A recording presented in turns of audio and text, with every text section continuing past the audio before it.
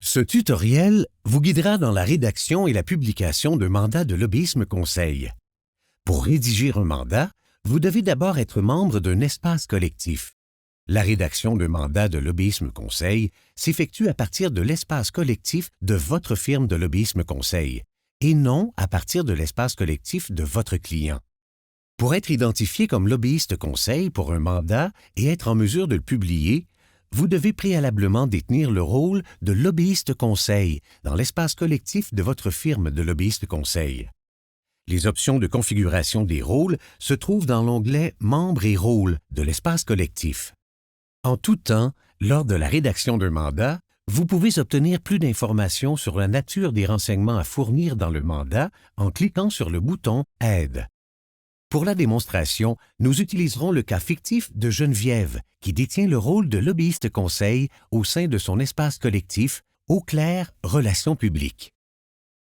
Pour débuter, dans votre espace professionnel, sélectionnez l'espace collectif à partir duquel vous souhaitez rédiger et publier un mandat. Dans l'espace collectif sélectionné, l'onglet « Mandat » s'ouvre par défaut et c'est à cet endroit que s'afficheront les mandats créés à partir de cet espace collectif. Sous la section « Membres et rôles », vous remarquerez que tous les membres ont le rôle de rédacteur-lecteur par défaut, ce qui leur permet de contribuer à la rédaction d'un mandat. Vous constatez que Geneviève est également un membre actif et qu'elle détient, en plus du rôle de rédacteur-lecteur, le rôle de lobbyiste conseil. À partir de l'onglet « Mandat », cliquez sur « Créer un mandat ». Deux types de mandats sont possibles. Le mandat de lobbyisme d'entreprise ou d'organisation, qui fait l'objet d'un tutoriel distinct, et le mandat de lobbyisme conseil, avec lequel nous poursuivrons. Cliquez sur « Lobbyisme conseil ». Observons d'abord l'entête.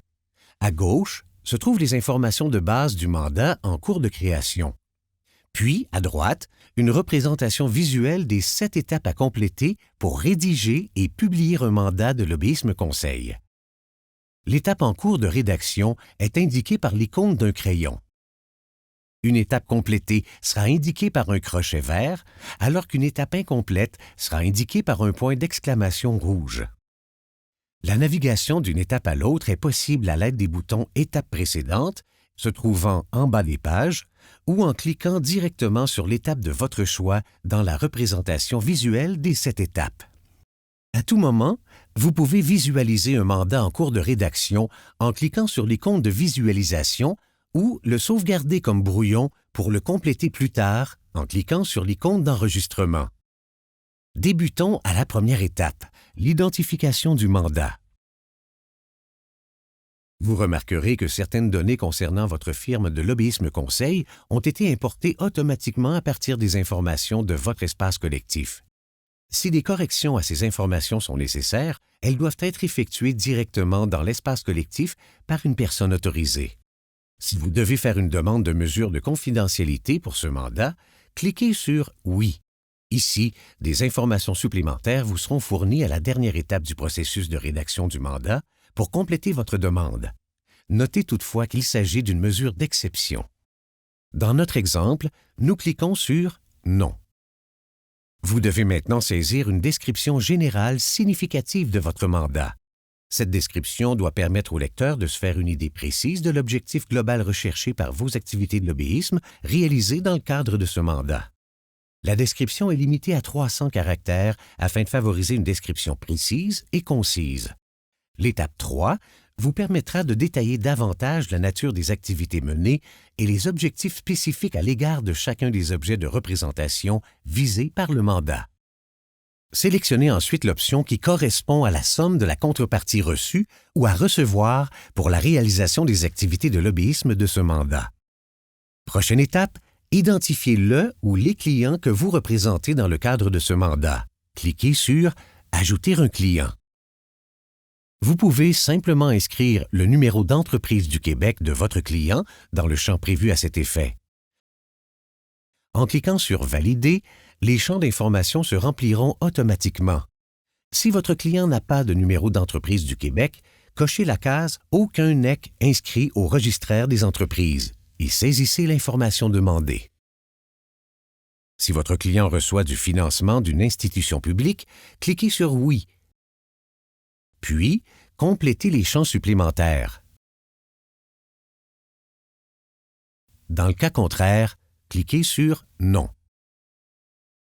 Votre connaissance de la situation corporative de votre client est importante.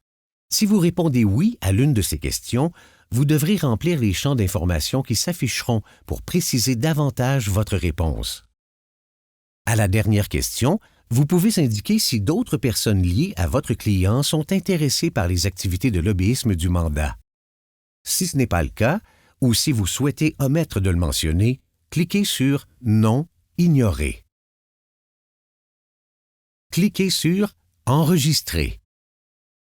En cas de doute quant aux informations à fournir, enregistrez votre brouillon et validez avec votre client, car vous devez attester de la véracité de ces informations lors de la publication du mandat.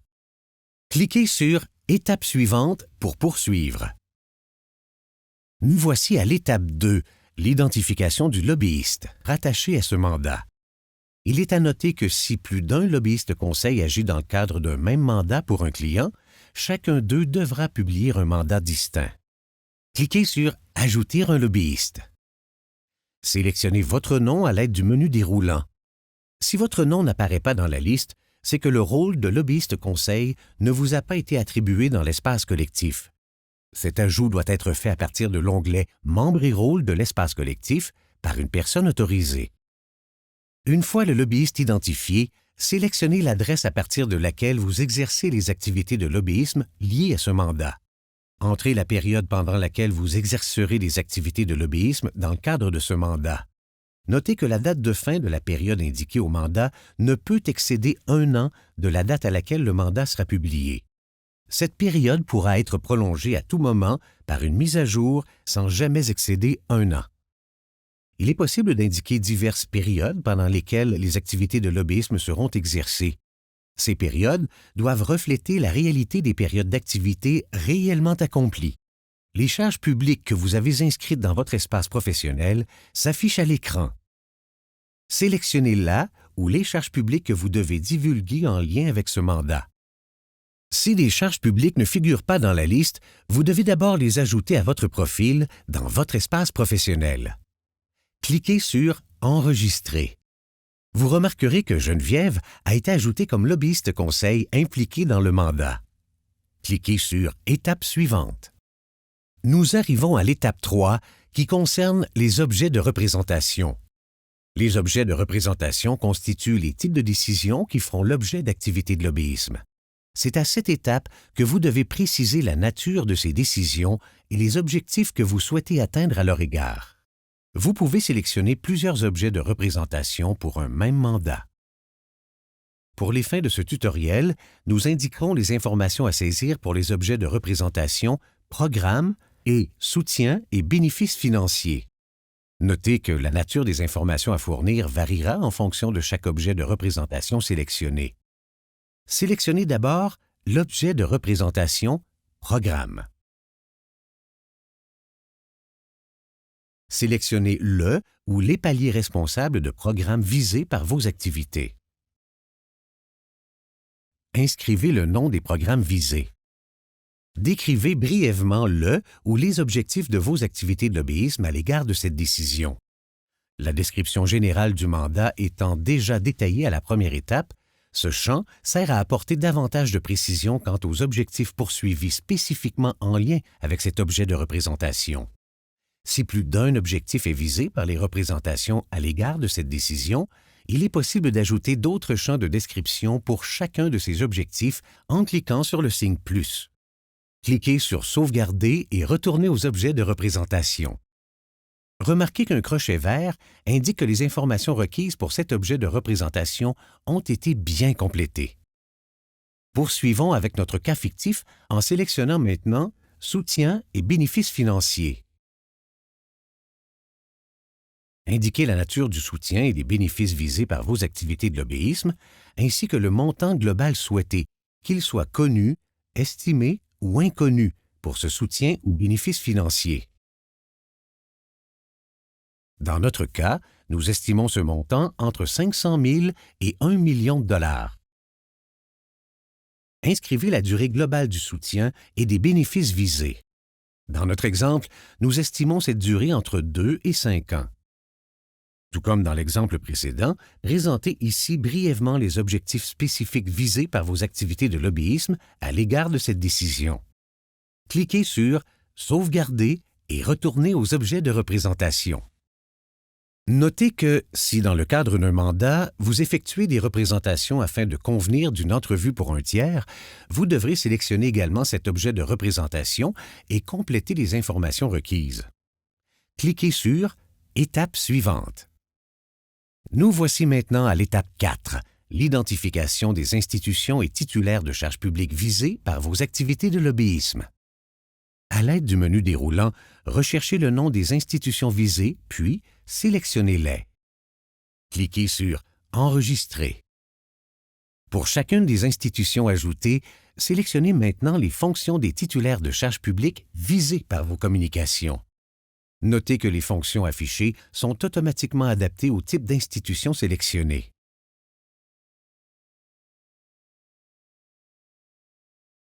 Cliquez sur « Étape suivante ».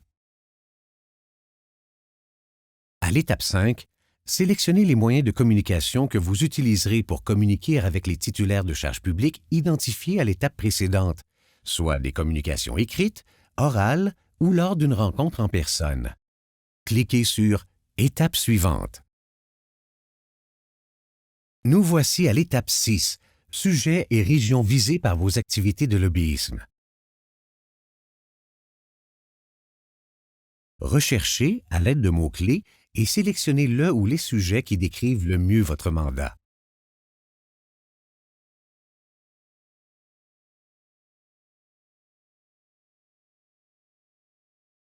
Ensuite, sélectionnez une ou plusieurs régions administratives du Québec pour lesquelles les retombées de vos activités de lobbyisme seraient les plus significatives. Il est aussi possible de sélectionner toutes les régions si, par exemple, vous tentez d'influencer une loi dont les dispositions concernent l'ensemble du Québec. Cliquez sur « Étape suivante ». Nous voici à la dernière étape « Résumé et publication ». Si toutes les étapes précédentes sont correctement complétées, le bouton « Enregistrer et publier » devient accessible. Avant de procéder à la publication, à titre de lobbyiste conseil ou son représentant, vous devez attester de la véracité des informations fournies dans le mandat en cliquant sur le bouton prévu à cet effet. Cliquez sur « Enregistrer et publier », puis sur « Confirmer ». Votre mandat est automatiquement publié dans Carrefour Lobby Québec sans autre validation. Lobbyisme Québec se réserve toutefois la possibilité de le réviser ou de demander des corrections. Dans votre espace collectif, votre nouveau mandat s'affichera dans l'onglet « Mandat actif ». Vous pourrez ici le visionner ou le mettre à jour au besoin.